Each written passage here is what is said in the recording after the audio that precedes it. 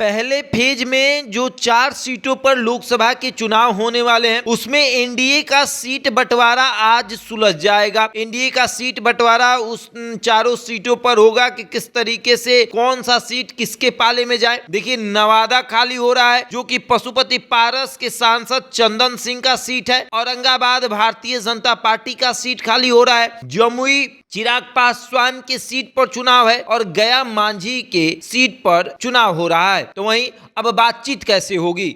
नवादा चिराग पासवान के खाते में जाने वाला है। वहीं दूसरी तरफ औरंगाबाद जो है वो भारतीय जनता पार्टी के पाले में जा रहा है। जमुई सीट या तो जेडीयू के पाले में जाएगा या फिर जमुई सीट से जीतन राम मांझी चुनाव लड़ेंगे। ये दोनों में से कुछ हो सकता है, या गया से वो चुनाव लड़े या फिर जमुई से चुनाव लड़े, क्योंकि गया सीट भी खाली हो रहा है और जमुई सीट भी। तो जमुई सीट से भी जीतन राम मांझी ताल ठोक रहे थे, गया से भी ताल ठोक रहे थे। ऐसे गया जो है वो जेडीयू का सिटिंग सीट है, तो गया से जेडीयू चुनाव लड़ सकती है। वहीं दूसरी तरफ जमुई चिराग पासवान सीट छोड़ रहे हैं, तो जमुई से या तो जेडीयू लड़ेगी या फिर जीतन राम मांझी वहां से चुनाव लड़ेंगे।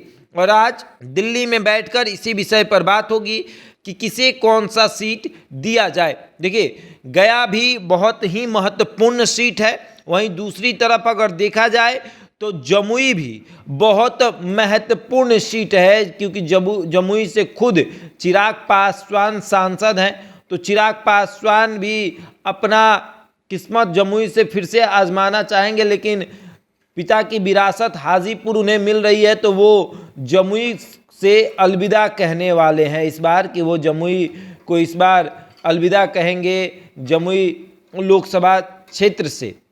अब वो चुनाव नहीं लड़ेंगे, वो हाजीपुर लोकसभा क्षेत्र में जाएंगे। लेकिन चर्चा हो रही है कि जीतन राम मांझी कहाँ से चुनाव लड़ेंगे, वो गया से लड़ेंगे या फिर जमुई से लड़ेंगे, इस पर चर्चा हो रही है। अब आगे देखिए क्या होता है, किस तरीके से माहौल जो है वो बनाया जाता है, क्या होता है, ये भी देखने वाली बात होगी।